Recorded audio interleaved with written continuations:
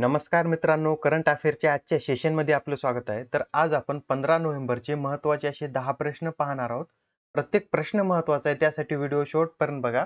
आणि जर तुम्ही चॅनलला अजूनही सबस्क्राईब केलं नसेल तर चॅनलला सबस्क्राईब करा आणि त्या बाजूला असलेल्या बेल आयकॉनवर क्लिक करून ऑल नोटिफिकेशन ऑन करा.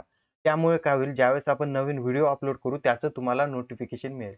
आणि आजचं सेशन शेवटपर्यंत पहा आणि व्हिडिओ आवडल्यास व्हिडिओला लाईक करा आणि आपल्या मित्रांसोबत पण शेअर करा. आणि त्याचप्रमाणे जर तुम्हाला करंट अफेअरच्या MCQ ची प्रॅक्टिस करायची असेल तर तुम्ही एक्झाम जागर या टेलिग्राम चॅनलला जॉईन करू शकता. यावर आपण डेली करंट अफेअर्सवरील MCQ अपलोड करत असतो. तर या आधीच्या सेशनमध्ये तुमच्यासाठीचा प्रश्न होता, खालीलपैकी कोणता देश आंतरराष्ट्रीय सौर आघाडीचा 101वा सदस्य बनला आहे? तर नुकताच अमेरिका हा देश आंतरराष्ट्रीय सौर आघाडीचा 101वा सदस्य बनलेला आहे. आणि तुमच्यासाठी जो प्रश्न असतो त्याचं खाली कमेंटमध्ये उत्तर देण्याचा प्रयत्न करत जा. त्यामुळे हे प्रश्न तुमच्या दीर्घकाळापर्यंत लक्षात राहतील. आणि आपण आजच्या सेशनला सुरुवात करूया. तर पहिला प्रश्न पहा, यात आपल्याला काय विचारलेला आहे, जागतिक मधुमेह दिन कधी साजरा केला जातो? तर दरवर्षी जागतिक मधुमेह दिवस हा 14 नोव्हेंबर रोजी साजरा केला जातो. आणि याची सुरुवात जागतिक आरोग्य संघटना आणि इंटरनॅशनल डायबिटीज असोसिएशन यांनी 1991 मध्ये याची सुरुवात केलेली आहे. आणि हा दिवस 14 नोव्हेंबर रोजीच का साजरा केला जातो? तर या दिवशी फ्रेडरिक बँटिंग यांचा जन्मदिवस असतो. आता हे फ्रेडरिक बँटिंग कोण आहेत? तर यांनी इन्सुलिनचा शोध लावलेला आहे आणि या इन्सुलिनचा उपयोग मधुमेहाच्या उपचारासाठी केला जातो. आता मला खाली कमेंट करून सांगा की आपल्या शरीरात इन्सुलिनची निर्मिती कुठे होते, ठीक आहे? आता त्याचप्रमाणे जागतिक मधुमेह दिवसाला 2006 मध्ये UN ने अधिकृतरित्या मान्यता दिलेली आहे. आणि तसेच लोकांमध्ये जागरूकता पसरवण्यासाठी UN मध्ये एक ठराव मंजूर करून 2007 मध्ये मधुमेह मोहिमेसाठी लोगो सुद्धा जारी करण्यात आलेला आहे. आणि त्याचा लोगो पहा, जागतिक मधुमेह दिवसाचा लोगो हा आहे. एक ब्लू कलर मध्ये वर्तुळ हा जागतिक मधुमेह दिवसाचा लोगो आहे. आपण मुद्दा लक्षात असू द्या. आणि यावर्षी 2021 ते 2023 साठी एक थीम ठेवलेली आहे. ती कोणती आहे तर ते पहा, access to diabetes care if not now when. ही याची 2021 ते 23 साठीची थीम आहे. हा मुद्दा पण लक्षात असू द्या आणि ही थीम पण लक्षात असू द्या. तर एवढे महत्त्वाचे मुद्दे आपले क्लिअर झालेले आहेत. तर आता आपण पुढील प्रश्न पाहूया. हवामान बदल कामगिरी निर्देशांकात भारत कितव्या क्रमांकावर आहे? तर CCPI निर्देशांकात भारत 10व्या क्रमांकावर आहे. आणि या निर्देशांकामध्ये भारताला 68.98 इतके गुण देण्यात आलेले आहेत. आणि हा CCPI हा निर्देशांक 2005 पासून दरवर्षी प्रकाशित केला जातो आणि या वर्षी याची 17वी आवृत्ती आहे. आता याचा उद्देश काय आहे तर जागतिक हवामान कार्यातील पारदर्शकता वाढवणे आणि विभिन्न देशांच्या हवामान संरक्षणाच्या उपाययोजनेची समीक्षा करणे आणि त्यांच्यामध्ये तुलना करणे आणि कोणता देश चांगल्या प्रकारे परफॉर्म करत आहे हे या निर्देशांकामध्ये सांगितलं जातं. आता हा निर्देशांक कोण जाहीर करतो? तर हा निर्देशांक जर्मन वॉचद्वारे न्यू क्लायमेट इन्स्टिट्यूट व क्लायमेट ॲक्शन नेटवर्कच्या सहयोगाने तयार केला जातो. आणि या CCPI मध्ये 14 इंडिकेटर ज्यांना 4 श्रेणीमध्ये विभागण्यात आले आहे. आता त्या 4 श्रेणी कोणत्या आहेत? तर GHG उत्सर्जन म्हणजेच ग्लोबल ग्रीनहाऊस उत्सर्जन, यामध्ये याला 40% भारांक देण्यात आलेला आहे. अक्षय ऊर्जाला 20% भारांक देण्यात आलेला आहे. ऊर्जा उपयोगासाठी 20% भारांक आणि हवामान धोरणासाठी 20% भारांक देण्यात आलेला आहे. आणि या वेळेसच्या रँकिंगमध्ये सुद्धा पहिले 3 क्रमांक कोणत्याच देशाला देण्यात आले नाहीत. कारण कोणत्याही देशानं इतकी चांगली कामगिरी केलेली नाही, त्यासाठी पहिले 3 क्रमांक हे रिकामे ठेवण्यात आलेले आहेत. आणि या अहवालानुसार 4थ्या क्रमांकावर कोण आहे? तर 4थ्या क्रमांकावर आहे स्वीडन, 5व्या क्रमांकावर आहे UK, 6व्या क्रमांकावर आहे डेन्मार्क आणि 7व्या क्रमांकावर आहे मोरोक्को. आपण मुद्दा लक्षात असू द्या की पहिले 3 क्रमांक हे रिकामे आहेत आणि 4थ्या क्रमांकावर हा स्वीडन हा सर्वात चांगला कामगिरी करणारा देश आहे. हे सगळे एवढे महत्त्वाचे मुद्दे आहेत, व्यवस्थितरित्या नोट करून घ्या. तर आता आपण पुढील प्रश्न पाहूया. केंद्रीय औद्योगिक सुरक्षा दलाचे महासंचालक म्हणून कोणाची नियुक्ती करण्यात आली आहे? तर केंद्रीय औद्योगिक सुरक्षा दलाचे महासंचालक म्हणून नुकतीच शीलवर्धन सिंग यांची नियुक्ती करण्यात आलेली आहे. आणि हे बिहार कॅडरचे IPS अधिकारी आहेत. आता या CISF ची स्थापना कधी करण्यात आलेली आहे? तर केंद्रीय औद्योगिक सुरक्षा दल कायदा 1968 अंतर्गत याची स्थापना करण्यात आलेली आहे. आणि CISF काय करतं? तर CISF हे सार्वजनिक उपक्रम जसे की रेल्वे, विमानतळे किंवा बंदरे यांच्या संपत्तीचे आणि कर्मचाऱ्यांचे संरक्षण करण्याचं काम हे CISF करत असतं. आणि याचं बोधवाक्य काय आहे? तर संरक्षण आणि सुरक्षा हे याचं बोधवाक्य आहे. तर आता आपण नेक्स्ट क्वेश्चन पाहूया. त्या प्रश्नामध्ये आपल्याला काय विचारलेलं आहे की भारतातील पहिल्या शारीरिक राष्ट्रीय योगासन स्पर्धेचे आयोजन कुठे करण्यात आले आहे? तर भारतातील पहिल्या शारीरिक राष्ट्रीय योगासन स्पर्धेचे आयोजन भुवनेश्वर येथे करण्यात आलेले आहे आणि या स्पर्धेचे आयोजन राष्ट्रीय योगासन स्पोर्ट्स फेडरेशन आणि ओडिशा राज्याच्या सहकार्याने या स्पर्धेचे आयोजन करण्यात आले आहे. तर आता पुढील प्रश्न पाहूया आपण. नुकतेच कोणत्या विमानतळाला प्रमुख विमानतळ म्हणून घोषित करण्यात आले आहे?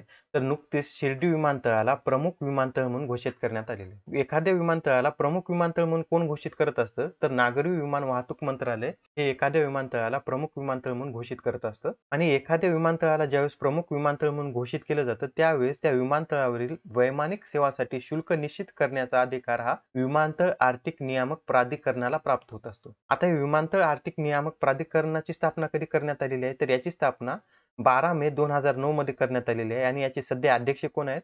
तर श्री बलविंदर सिंग भुल्लर हे याचे अध्यक्ष आहेत. आणि काही दिवसापूर्वी श्रीनगर विमानतळाला पण असंच प्रमुख विमानतळ म्हणून घोषित केलेलं आहे. हा पण मुद्दा लक्षात असू द्या. आता 6वा प्रश्न पहा, महत्त्वाचा प्रश्न आहे. यात आपल्याला काय विचारलेलं आहे? खालीलपैकी कोणत्या राज्याने या वर्षीपासून 11 नोव्हेंबर या दिवशी ओनके ओबव्वा यांची जयंती साजरी करण्याचे घोषित केले आहे?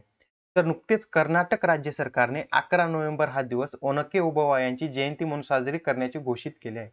आता हे ओनके ओबव्वा कोण आहेत? तर ओनके ओबव्वा या एक महिला सैनिक होत्या ज्यांनी 18व्या शतकात चित्रदुर्ग येथे हैदर अलीच्या सैन्याविरुद्ध लढा दिला होता आणि या लढ्यामध्ये त्यांनी शस्त्र म्हणून मुसळाचा उपयोग केला होता, ज्याला कन्नडमध्ये ओनके असं संबोधलं जातं. आणि त्याचप्रमाणे त्या कन्नड स्त्री अभिमानाचे प्रतीक मानले जातात आणि त्यामुळे चित्रदुर्गातील स्पोर्ट्स स्टेडियमला त्यांच्या नावावरून ओनके ओबव्वा स्टेडियम असं नाव देण्यात आलेलं आहे. आणि 2018 मध्ये चित्रदुर्ग पोलिसांनी महिला सुरक्षिततेसाठी महिला कॉन्स्टेबलचा एक दल तयार केला आहे. त्याला त्यांनी ओबव्वा पद नाव दिलं आहे. आता ओनके ओबव्वा विषयीच्या एवढ्या महत्त्वाच्या माहिती व्यवस्थितरित्या नोट करून घ्या, कारण येणाऱ्या परीक्षेत यावर प्रश्न पडू शकतो. आता इथे कर्नाटक विषयी बोललेला आहे, तर कर्नाटक विषयी पण काही महत्त्वाच्या बाबी आपण लगेच बघून घेऊया. कर्नाटकचे राज्यपाल कोण आहेत? तर थावरचंद गहलोत हे राज्यपाल आहेत. मुख्यमंत्री आहेत बसवराज बोम्मई आणि येथे कोणकोणते नॅशनल पार्क आहेत? तर बन्नेरघट्टा नॅशनल पार्क येथे आहे, बंदीपूर नॅशनल पार्क येथे आहे, नागरहोल, कुद्रेमुख आणि मुद्दुमलाई नॅशनल पार्क सुद्धा येथे आहेत. आणि यापैकी बंदीपूर नॅशनल पार्क तुमच्या लक्षातच असलं पाहिजे. बंदीपूर नॅशनल पार्क म्हणलं की तुम्हाला कर्नाटक राज्य लक्षात आलं पाहिजे, कारण यावर बऱ्याच वेळा जोड्या लावामध्ये प्रश्न विचारण्यात येतो. तर एवढे मुद्दे तुमच्या लक्षात आले असतील तर आता आपण 7वा प्रश्न पाहूया. COP26 मध्ये 100हून अधिक जागतिक नेत्यांनी कधीपर्यंत जंगलतोड समाप्त करण्याचा संकल्प केला आहे? तर Glasgow leaders declaration on forest and land use या अंतर्गत 2030 पर्यंत जंगलतोड संपवण्याचा संकल्प करण्यात आला आहे. आपण मुद्दा लक्षात असू द्या. तर आता 8वा प्रश्न पहा. खालीलपैकी कोणत्या कंपनीने आत्मनिर्भर भारतच्या समर्थनार्थ भारत सरकारच्या राष्ट्रीय ग्रामीण उपजीविका अभियानासोबत भागीदारी केली आहे? तर नुकतीच ही भागीदारी फ्लिपकार्टने केलेली आहे आणि आता या भागीदारीमुळे काय होणार आहे? तर ग्रामीण महिला फ्लिपकार्टच्या ग्राहकांना त्यांची उत्पादने विकू शकणार आहेत आणि हा सामंजस्य करार फ्लिपकार्टच्या समर्थ कार्यक्रमाचा एक भाग आहे. आणि या समर्थ कार्यक्रमाचा उद्देश काय आहे? तर शिल्पकार, विणकर, कारागीर या समुदायांना राष्ट्रीय बाजारपेठ उपलब्ध करून देणे हा फ्लिपकार्टच्या समर्थ कार्यक्रमाचा उद्देश आहे. आणि आता इथे राष्ट्रीय ग्रामीण उपजीविका अभियानाविषयी बोललेलं आहे, तर याविषयीच्या पण आपण महत्त्वाच्या बाबी पाहूया. तर राष्ट्रीय उपजीविका अभियानाची सुरुवात कधी करण्यात आलेली आहे? तर जून 2011 मध्ये याची सुरुवात करण्यात आलेली आहे आणि याचा उद्देश काय आहे? तर गरीब गावकऱ्यांना त्यांचे जीवनमान वाढवण्यासाठी, आर्थिक सेवांमध्ये अधिक चांगल्या आणि सुलभ प्रवेशासाठी आणि त्यांचे कौटुंबिक उत्पन्न वाढवण्यासाठी कार्यक्षम आणि प्रभावी संस्थात्मक मंच प्रदान करणे हा या अभियानाचा उद्देश आहे आणि यासाठी मंत्रालयाला जागतिक बँकेकडून आर्थिक मदत मिळते. हे पण महत्त्वाचा मुद्दा आहे, लक्षात असू द्या. तर आता नेक्स्ट क्वेश्चन पहा. WMOच्या 2021च्या प्रोव्हिजनल स्टेट ऑफ क्लायमेट अहवालानुसार 2013 ते 2021 दरम्यान दरवर्षी जागतिक समुद्र पातळीत किती वाढ झाली आहे? तर या अहवालानुसार 2013 ते 2021 दरम्यान दरवर्षी समुद्र पातळीत 4.4 मिलीमीटर इतकी वाढ झालेली आहे. आणि या वाढीमागचं मुख्य कारण काय आहे? तर बर्फ वितळल्यामुळे या समुद्र पातळीत वाढ झालेली आहे. आता इथे WMO विषयी बोललेलं आहे, तर याविषयीच्या पण आपण महत्त्वाच्या बाबी पाहूया. WMO म्हणजे जागतिक हवामानशास्त्र संघटना. याची स्थापना कधी करण्यात आलेली आहे? तर याची स्थापना 23 मार्च 1950 मध्ये करण्यात आलेली आहे. याचं मुख्यालय कुठे आहे? तर याचं मुख्यालय जिनिव्हा, स्वित्झर्लंड येथे आहे. आणि याचे अध्यक्ष कोण आहेत सध्या? गेरहार्ड एड्रियन हे याचे अध्यक्ष आहेत. तर आजच्या सेशनचा शेवटचा प्रश्न पहा. जय भीम मुख्यमंत्री प्रतिभा विकास योजना कोणी सुरू केली आहे? तर ही योजना दिल्ली सरकारनं सुरू केली आहे आणि या योजनेची सुरुवात 2018 मध्ये करण्यात आलेली आहे आणि या योजनेअंतर्गत 2021 साठी 15,000 विद्यार्थ्यांची निवड या योजनेअंतर्गत करण्यात आलेली आहे. आणि या योजनेअंतर्गत एस-सी, एस-टी, ओ-बी-सी आणि ई-डब्ल्यू-एस प्रवर्गातील गुणवंत विद्यार्थ्यांना खाजगी कोचिंग सेंटरमधून स्पर्धा परीक्षासाठी मोफत प्रशिक्षण दिले जाते. आणि यासाठी अट काय आहे तर ज्यांचे वार्षिक उत्पन्न 8 लाखापेक्षा कमी आहे अशांना या योजनेचा लाभ मिळतो. तर आजचा तुमच्यासाठीचा प्रश्न पहा, ग्लोबल ड्रग पॉलिसी इंडेक्समध्ये भारत कितव्या स्थानी आहे?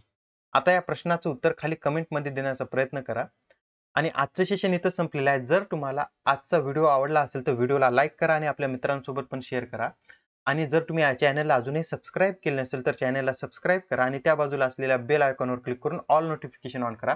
त्यामुळे काय होईल, ज्यावेळेस आपण नवीन व्हिडिओ अपलोड करू त्याचं तुम्हाला नोटिफिकेशन मिळेल. तर पुढच्या सेशनमध्ये पुन्हा भेटूया. धन्यवाद.